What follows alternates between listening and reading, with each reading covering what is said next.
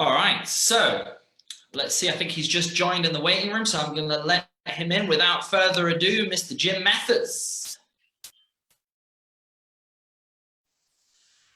Yo, brother. Hey, buddy. Yo, man. I love the energy, man. How do you stay so energetic? I was born this way. No. You know, I learned early on to stay in tone 20 like all the time. That's awesome, man. Like I sleep like this. The first time I ever saw you, it was like I was at Flag, right? Our church in Clearwater.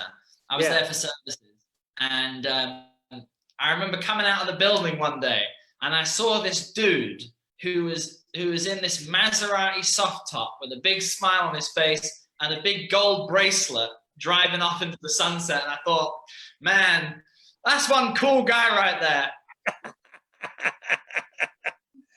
Yeah, that's awesome, man. It's awesome. I've heard a lot of good things about you since. Thank you.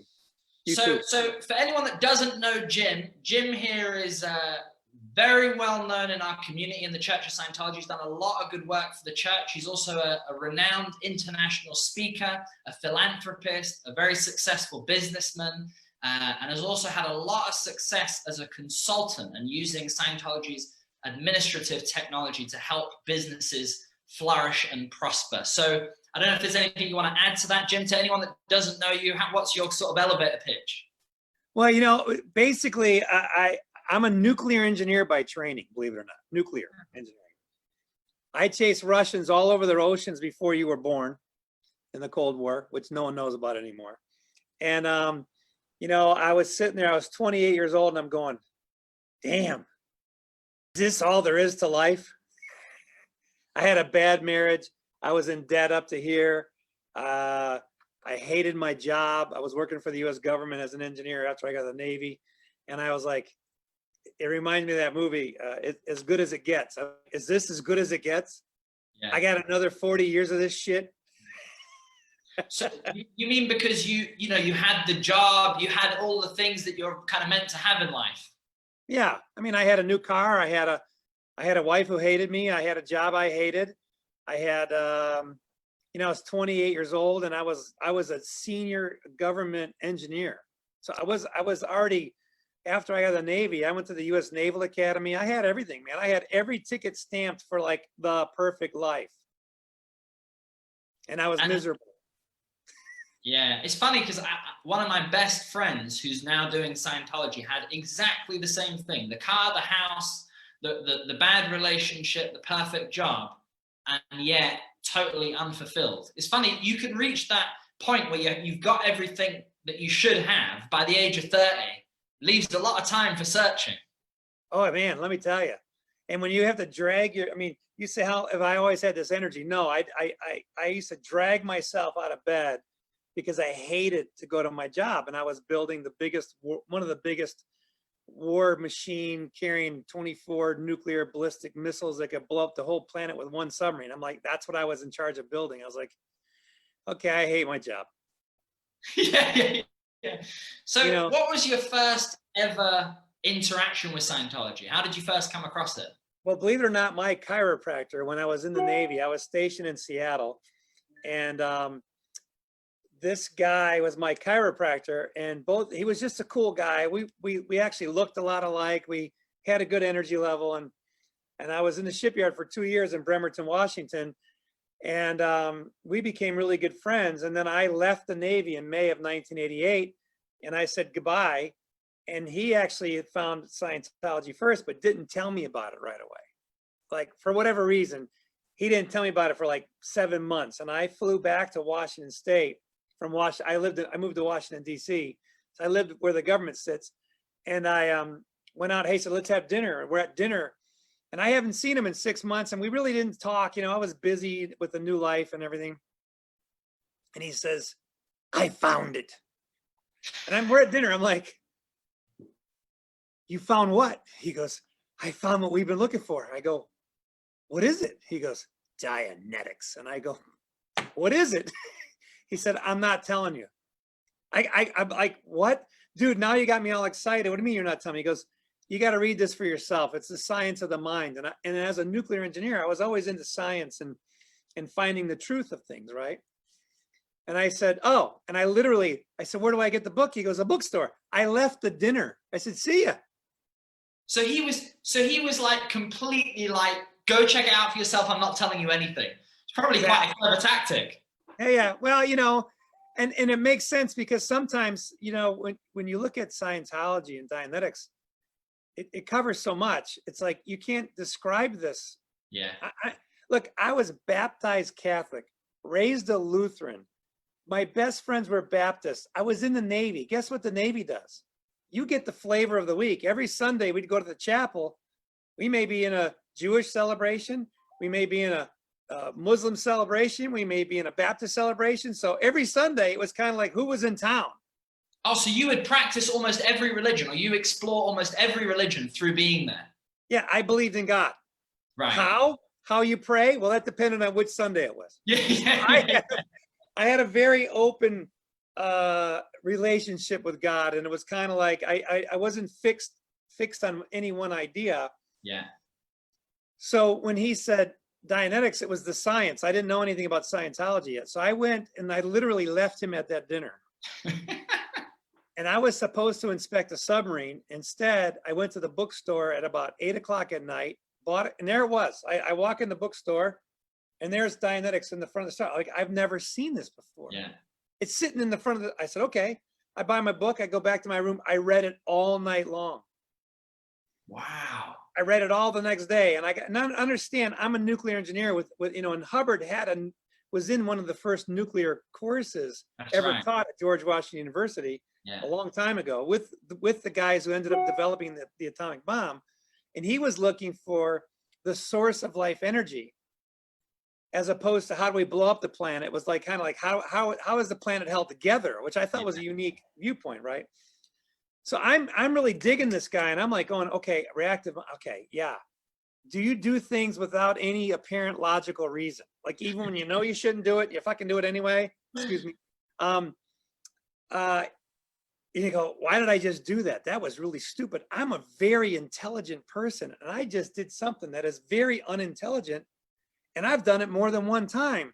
Yeah. So this used to confuse me. Why, you know, why would I be in a miserable relationship with a woman that hated me? And neither one of us would leave. And I was like, why? This doesn't make any sense. But you're kind of, okay, I'm stuck. I'm stuck in this trap.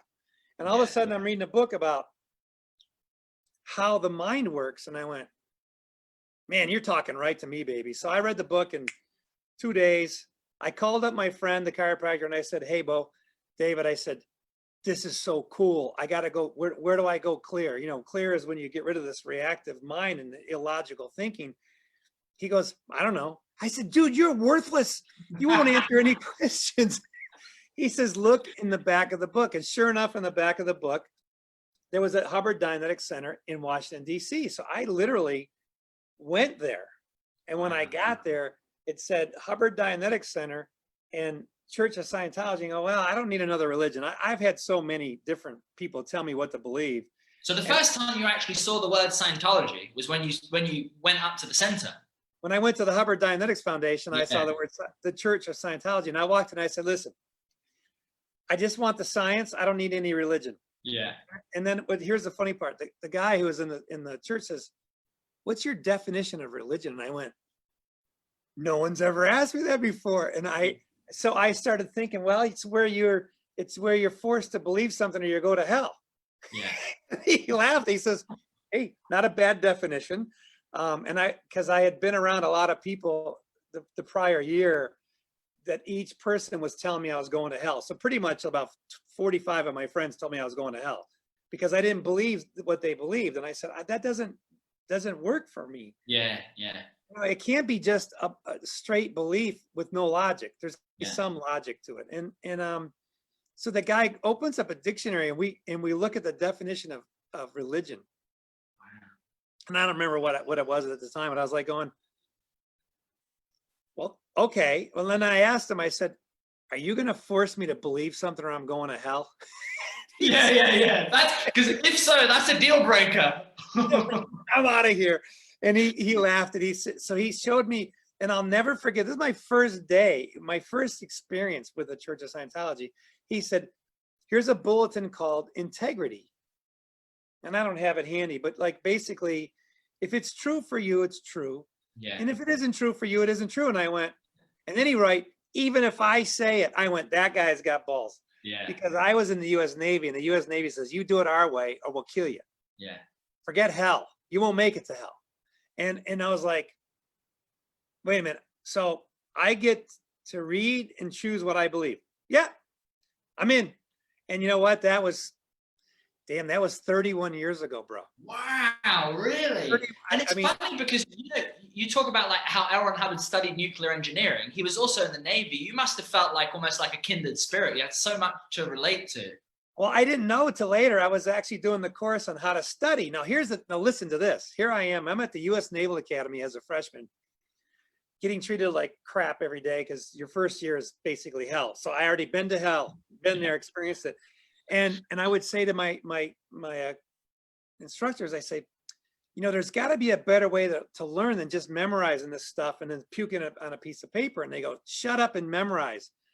And I was an A student, but I knew I wasn't really understanding everything. Now imagine I spent 4 years studying, you know, engineering and nuclear power. I got to the submarine, dude, and I'm looking around, I'm going, okay, I'm an A student at the Naval Academy. I'm in the engine room and I don't really know what's going on. And for a moment I freaked out and I was like, yeah, oh my God, I really don't know what's going on inside that reactor. And then luckily for me, the Navy has a very practical way of study and training where you read some theory and then you go turn the knobs and you actually do it. You apply it to the ship. Right. It's very workable, by the way. And then as I did all this training, all of a sudden, some of my education came back and I was like, oh, well, I know what's going on inside this reactor. And then I became a master of the engineering plant on a submarine after a couple of years of, crawling inside the reactor, tightening knobs, telling machinist mates what to do. I had this whole experience, and now I'm in Scientology, and the next course I did was how to study. And you have a course? I've been asking for this course since 1980. And this was 1989. I'm going, and then he kind of talks about his Navy experience. And I was like, this dude knows the Naval Academy. He knows exactly what navigation course I studied. I was like, who is this guy? Oh, because he's literally talking about specifically what books, what courses. Yeah. And I'm like, oh my God, this is so cool. But here's the thing. It's not just study and believe. It's study, apply it to life. Yeah. Do you get a result? Like, does the study technology work? Yes, I've helped so many people with just how to study. Like my kids, my friends' kids. I could tell you dozens and dozens of stories just on study, how you can brighten up a child in 15 minutes, knowing this in the universe right in front of you. If you know it and you apply it, you get a result. I did a communication course. I go, okay, let's, I've never heard of a communication course. I was a naval officer, a leader of men. I was always talking to people and wondering, was I doing it right? And then all of a sudden I'm going, a communication course? Get out of here. So that was the next course I did. And I'm like, well, does this work? It's funny because I had exactly the same experience with you. It's like, it's almost teaching you these things that you wish you'd been taught years ago. Like that you feel like should be part of every education or every upbringing. Like it's such basic, useful tools, isn't it? And if you were born and you had an operating manual, it might be this thick, and it said, this is how you find truth. This is how you communicate. This is how you handle people. This is how you learn things. If we got that at birth, it would be awesome. Totally. Well, you only had to wait, what, 28 years, 30 years? Yeah, I'm relatively lucky, I'm lucky. I was even more lucky. I had it, my grandparents were actually the ones that first found Scientology. So I've always had it around me in my family, which has been a real privilege. You mentioned earlier when you were reading down, this is a bit of a personal question, but Yeah. You mentioned earlier reading Dianetics, just studying about this irrational behavior, stuff that you do, even though you know it's bad or you know the thoughts are bad, but you just keep doing them. Can you give an example of like something that you had that was like that then changed as a result of doing Scientology? Yeah, well, just from reading the book, you know, I was able to sit down with my wife at that time, who we then got divorced, but we sat down and got honest with each other and just said, you know, what do you really want? And she wanted something, you know, she really wanted something different than I wanted. And I was going this direction. She's going, I said, look, why don't we part ways? And she was like, okay, you know, and she went on and got married. And then I found my wife, and I've been for 30 years. And to Fume, yeah, who I actually met her at the church. Oh, wow. And she was a Chinese accountant. I always tease her, you know, okay, I'm a nuclear engineer. She's a Chinese accountant. Perfect match. I mean, you know, so the logic of doing things that you hate, because the next thing I handled was, because get this, I hated salesmen. You know why? Why? When I was a Boy Scout, I was like, I don't know, 12 years old, 11, 12 years old. And I had to go to camp, and we had this thing where you raise money by selling people little tools and flashlights and a kit, and you carry a box around, and the company got most of the money. We got like $1 out of every 10. I had to make 400 sales, right? So I'm going to my neighborhood and I'm selling this stuff. And then I made my mom and dad buy some stuff. And then I went to go use the toolkit, and it broke. Like the screwdriver broke. And I went, oh, I just convinced people to give me money for pieces of shit that I would never give money for. I was like, oh my God, salesmen are so bad. At 12. Because you were selling a bad product, basically. I was selling a really bad product, but I thought, yeah. And then I heard stories about car salesmen and stuff, and I went, so as I grew up to be an engineer, I'm an engineer. I'm, you know, we deal with the physical universe and the truth.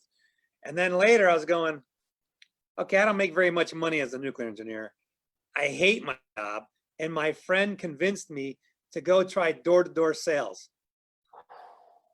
But I had done the communication course, and I learned about communication and the truth. And I said, well, what's the product? And I was like, oh, a really good product. I went and used it myself. I was like, okay, well, if I can, all right, I will be a salesman as long as I would sell it to my own 85-year-old grandmother and my family.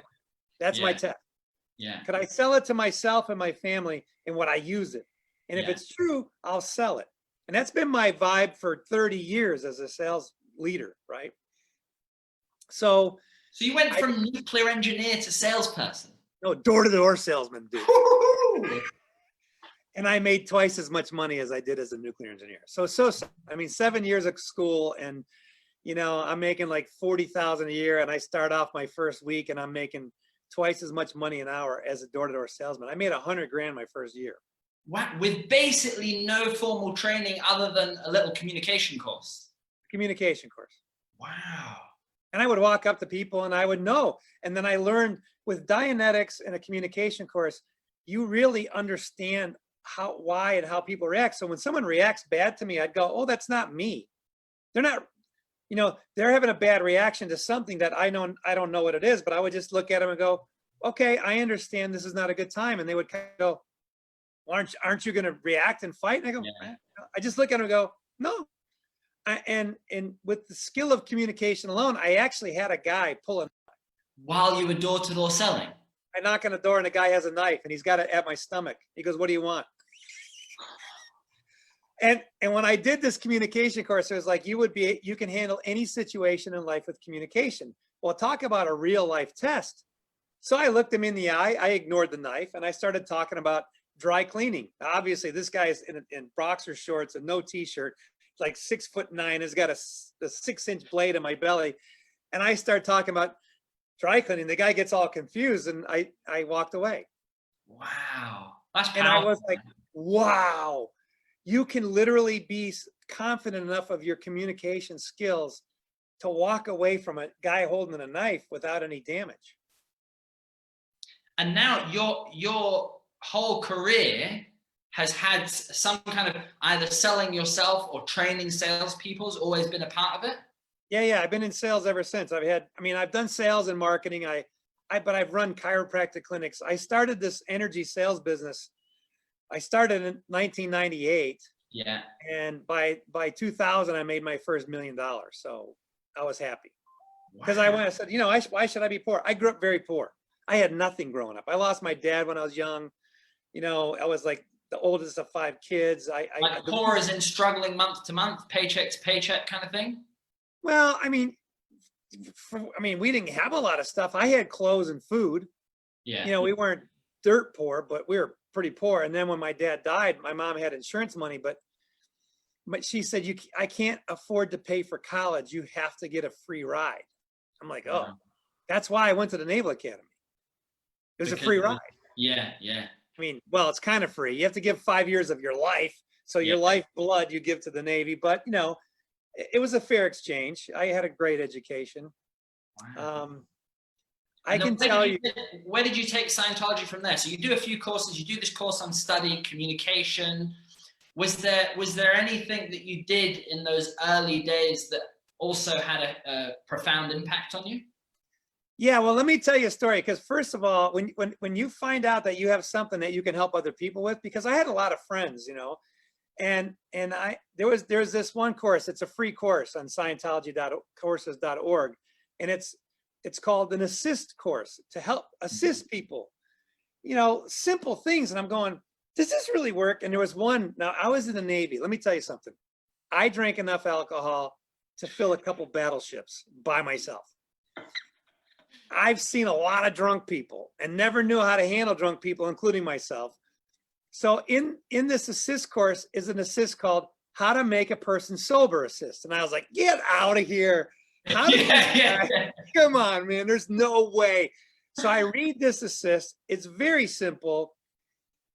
And, you know, I swear to God, I was like, well, how do I test this? That night, I was at a government party on a 150-foot yacht on the Potomac River. There was a bunch of consultants and government contractors and government employees. And I was a big, you know, blah, blah, blah engineer. So I'm invited. I'm on this boat and I see this beautiful blonde. I was not married at the time. I was in between wives. And I saw this beautiful blonde that I knew from work, and I'm going to ask her out on a date. So as I walk over to talk to her, she stumbles out of the main salon onto the outside of the boat. And only like the railing was only like 3 feet high. You know, so she's in high heels and a dress, and she's walking like this. And I went, oh man, she's drunk. Do I keep my boyfriend hat on and ask her on a date, or do I put on my newly found, you know, Scientology hat and help her? Yeah. I'm like, so I thought about it for 30 seconds and I said, okay, I better help her before she falls over the railing, because she actually bounced off of it twice. And so there'll be no date if she falls over the railing. Yeah, we might lose her completely. So I walk up next to her and she's hanging on the railing. Looks like she's gonna, you know, get sick and everything. She's sitting there, she's wobbling like this now. And the assist is very simple. It's basically look at that thing and then tell her, okay. So I said, look at that green light out there. And she, like a robot, turns her head and she looks. And I let her look at it and I go, thank you. And I said, look at the red light over there. So she turns her head and she looks and she's looking at it and I go, thank you. And then I said, look at that white light in the middle. And she looks across the bay and she's like, she goes, what are you doing to me? And I'm like, no. And she stomps off completely sober. Now, unfortunately, she went back to the bar and drank more. Yeah. Did you get the date? No. But you helped her. No, but I was stunned that in 3 commands of this, you know, how to make a person sober assist, it worked. Yeah. Now it pissed her off, and because she, you know, I didn't handle all of the why was she drinking in the first place, because I was pretty sober. I was like, you know, I'd already been studying. I'm like, I don't need a drink. I'm already happy. Yeah. You know, I didn't, you know, so, I mean, one thing that Dianetics really does is it finds these hidden sources of pain that people are walking around with. And whether it's a physical pain or a mental pain or a spiritual pain, there are reasons why you have these non-optimum reactions. And there's a logic to it, and it makes sense. And when you read Dianetics, you go, damn, this makes sense. And you go, does it work? And then you do it and you go, it works. And that's what I love about Mr. Hubbard is he didn't waste words that didn't work. It's like almost like he said, okay, let me check this. That doesn't work. That doesn't work. This works. Okay, put that in the book. Okay, he tried so many things, and so that all the stuff that doesn't work, he threw away. Like a good engineer, engineers are pretty practical. And I'm like, does the bridge hold the cars when they go over? Yeah. Like in Tampa, I mean, here in Clearwater, they built the bridge and it was all wobbly. They blew it down. Then they put another one up, right? If it doesn't, the structure doesn't work, it's a bad engineer. Yeah. It wasn't done right. So if you study a principle and you apply it to life and you get the result that you're supposed to get, then that's a pretty good workable truth. Totally. And it's amazing because obviously people don't immediately associate things like religion and spirituality to that kind of engineer's scientific approach. So I think when they twig, when they realize what Scientology really is, when they see that, it appeals to a lot of people that have that kind of mindset. And I like how you're talking a lot about the practical side of Scientology, but also how you almost from the get-go started helping others with it. And I know that that's been like a pretty continuing theme with you. You've used Scientology to help others, I think, for the whole time that you've been involved. Every day. Yeah. I mean, for example, I have a library of these are basic books, right? So I have a nice leather-bound copy because I like your collection back there, by the way, Jim. I got everything, man. So this is called The Problems of Work. Very simple book, like problems of work. Well, how many people are working? Well, in America right now, 30 million people lost their jobs, but we still got a lot of people working.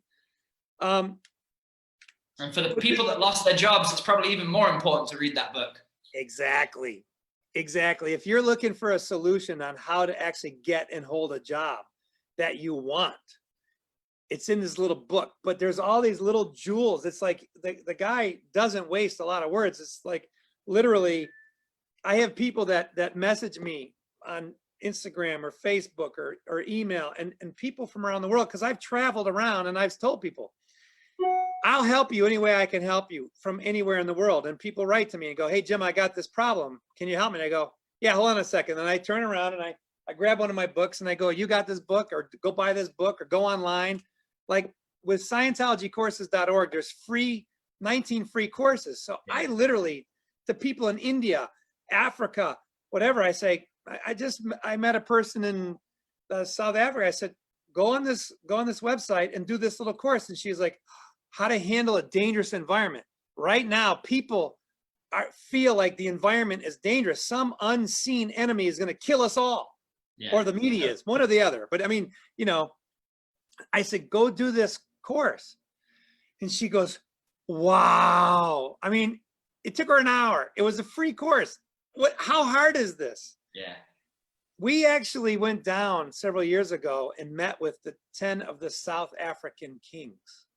In South Africa? In South Africa. We were in Joburg. We went to a friend.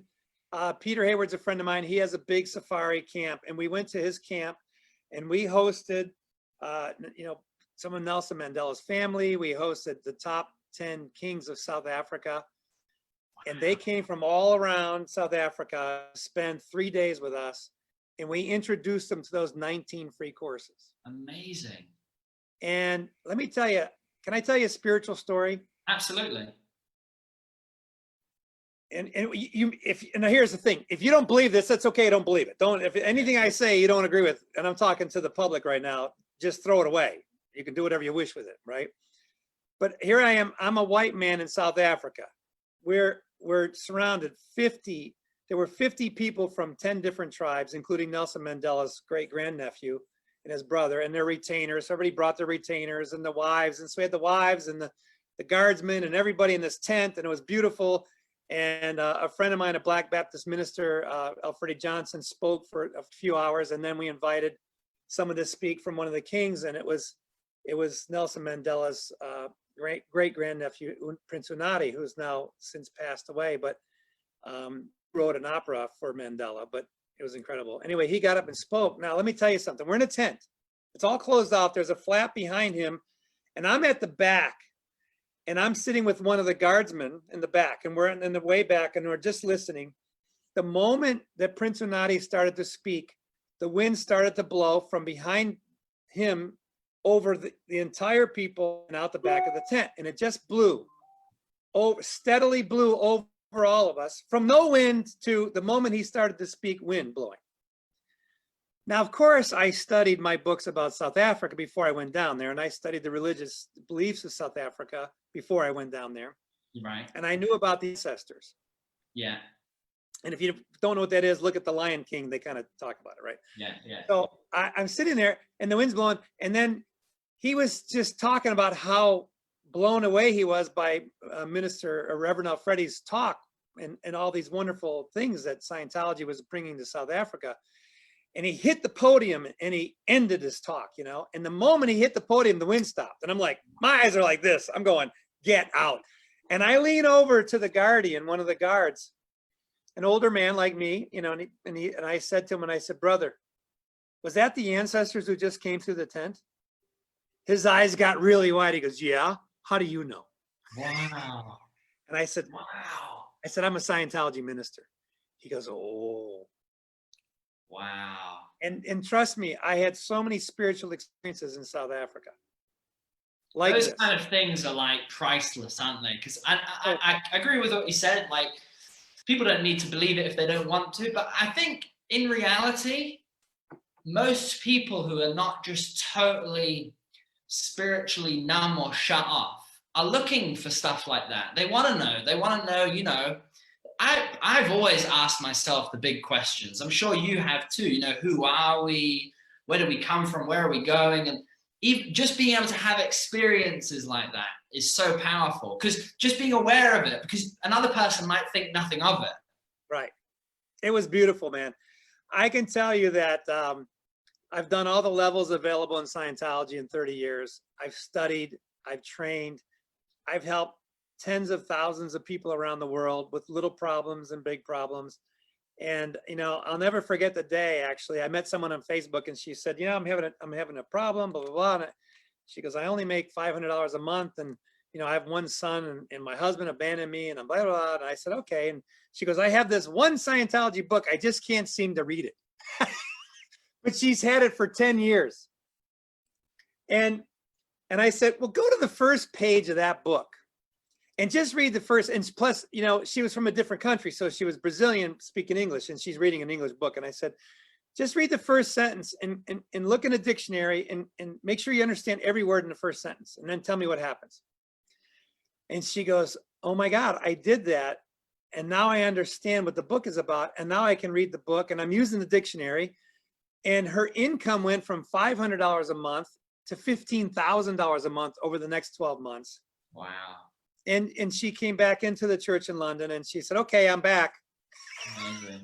And you know, it's so nice because, like, obviously what we teach is about life and self-development and spirituality, but anyone that studies any of those subjects knows how much there is a relationship between that and one's success in flourishing and prospering in the world we're in. How would you describe, like, you've been in Scientology 30 years, right? And by the sounds of it, from the moment you read Dianetics and did your first couple of courses, you kind of knew it was it. Yeah. This is probably an impossible question to answer, but I'm going to ask you anyway.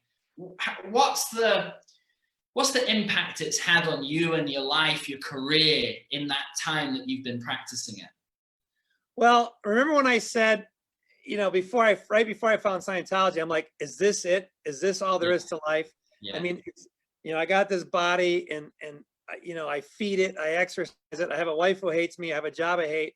There's no purpose in my life. And one thing that I think the biggest thing was that I found my basic purpose in life. And it's much bigger than me. It's not about feeding me. It's actually not, I never worry about me at all. And it's an effective way to help people be happier. And I think it's almost too simple, but you keep thinking, I mean, I kept thinking, damn, I'm happy. I can't possibly get any happier. And then I do another course or I do another step in Scientology. I go, okay. I hit a whole new level of happiness. And I'm like, you know, Ron, what is this stuff? like, how do you continually improve? Like, I have been improving my life for 30 years. I'm not perfect, trust me. I have made mistakes, but even there's a way to handle your mistakes. Yeah. Like, dude, how did you figure out how to handle mistakes too? Because we're human, we make mistakes. And, you know, you make mistakes in judgment, or, you know, you misapply, like you think you read something and you go, I read it, it didn't work. And you go back, oh, I didn't really understand what I read. Oh, he's turn right, not left. Okay, if you turn left, you go in a ditch. If you turn right, you go to prosperity. It's like, oh, it's like baking a cake. If you do the ingredients wrong, you get a shitty cake. Yeah. But, you know, the happiness factor, when you find a purpose that is real for you, and you see goals that are real to get, and you're literally living on that purpose. From the moment I wake up in the morning, I never doubt me. I never doubt my purpose. I never doubt my reason for being on earth. I know why I'm here. And that purpose is like you said, to help people attain happiness, or help people live a happier life. That's it. That's my purpose. And it's funny, you know, because I found the same thing. Like, anything I've found along the lines of helping others, I feel like if you're somehow tuned in to how you're meant to be helping others, that's a beautiful place to be. Yeah. It's, dude, I'm almost 60 years old. I feel like I'm 23. You act like you're young. I don't mean that as an insult. It's okay. I'm a kid. I'm a big kid in an old body. But I mean, even my body, I've been doing, I said, look, how can I get healthier? Because, you know, with this whole pandemic, epidemic, you know, what media induced plague, whatever the hell it is, I said, well, we need to get healthier. Yeah. And I've been kind of ignoring the body because I just kind of drag the body everywhere. But I got to 240 some pounds and I'm going, this body's getting heavy, man. It's hard to drag on that. It's like, I wake up happy, but the body's going. So I literally have lost a lot of weight, but gotten stronger. I've worked out more. I mean, at this moment in time, I'd have to go back a long ways to remember when I was this healthy. Wow, amazing. If you want to withstand viruses or bacteria or just bad air, you gotta have a healthy body. Totally. And you do have to take care of it. I mean, it's not, I don't spend a lot of time taking care of this, but I drink the right shakes, and I drink, I'm eating healthier stuff. And I gave up the Twinkies and I gave up the donuts. That was hard. Haagen-Dazs ice cream. Huh? Yeah. It's got to be done though, right? It's because the sacrifices like that have to be made. But people realize little things in life are important too. Totally. What would you say if someone watches this and they've never come across Scientology, or they're new to the subject? I know you mentioned a few things, Dianetics, communication course. Is there any kind of like go-to that you would say to people if they wanted to find out more about Scientology? Well, definitely. I mean, there's so many avenues. There's Scientology TV network. There's the Scientologycourses.org, which is free courses. You can literally explore and, for yourself, and think for yourself. And I tell look for yourself, think for yourself. You don't go to the internet to search for things, because you'll find bad stuff about me. You'll find bad stuff about every person on earth. You'll find something bad about. Yeah. You want to look and find something bad. The companies, there's good companies, there are bad companies. I don't know. There's bad things about every company, and there's good things about every company. The truth is, the only way to know what Hubbard said is to read what he said. And the best way is to get a book, whether it's Problems of Work or Fundamentals of Thought, which are two great beginner books. Yeah. And Dianetics, if you really want to know how the mind works, get a good dictionary and get Dianetics. Yeah. But he says in the first page, don't go past words you don't understand, because the whole thing will be misunderstood. Yeah. So just dig into the books, basically. Take the effort to dig into the books and study them. And like you said, there's some great online stuff now. Yeah. My first course was actually Personal Values and Integrity. I walked in, I said, I'm having trouble with my wife. They said, do this course. It's like, oh, how long is it? Like 4 hours. I was like, I'm in. I did it the first night, and I was like, it changed my whole viewpoint, that little course. That was it. I don't know if it was my first course, but I would say that's the course that made me a Scientologist. Wow. You know, like it hits you between the eyes, that one, doesn't it? It really kind of wakes you up. Yeah. And then you realize I am cause over my life. Yeah. And that's the big thing is I always wanted to be, I never wanted to be a leaf on the river, you know, like go wherever the tide takes you. I wanted a motorboat. Amazing. If I wanted upstream, I'm going upstream. And I've been that way since I was a little kid. I always disagreed with people and I thought there was something wrong with me. I definitely have had the same problems. Hey, me and my wife should come and meet you when we're in Clearwater later this year. Hell yeah. Hell yeah. Oh. Jim, thanks for your time. I really hope people watching this were inspired. You're an inspiring guy, man. I love, you know, the thing that I take away the most from this is like, you're so humble and selfless. Like the fact that you've used Scientology to help others from as early as when you find out how to do the sober person assist, I think it's beautiful. And like, one of the things that makes me proudest to be a Scientologist is knowing so many other Scientologists that have their society and community's well-being at the forefront of their mind. And I think you're a great tribute to that. And I always like to find a quote that I find is fitting for the person I'm talking to. So I found this one for you, and I hope you like it. So this is in a lecture called Route to Infinity. And L. Ron Hubbard says this. He says, there is no substitute for an all-out, over-the-ramparts, howling charge against life. That's living. Living does not consist of cold stones. Living is hot, it's fast, it's often brutal.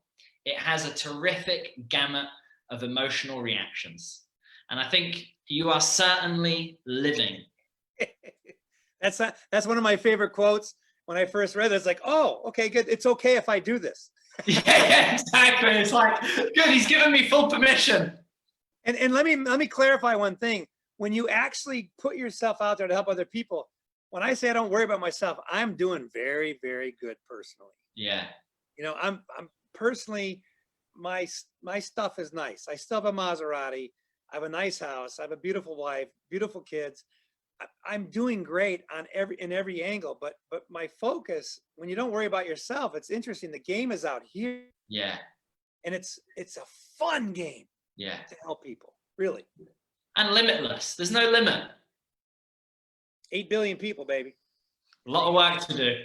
The world needs help now more than ever, that's for sure. Yeah. And Scientology helps people find themselves, find their purpose, and help other people. Beautiful. Yeah. Jim, I'll definitely come see you when I go to Clearwater later this year. Please. Thank you so much for your time, man. I appreciate it. Yeah, and thank you for everything you do, because I watch all your stuff. You're fantastic, really. Thanks, man. I appreciate it. Appreciate it. Take care. Good night. See you.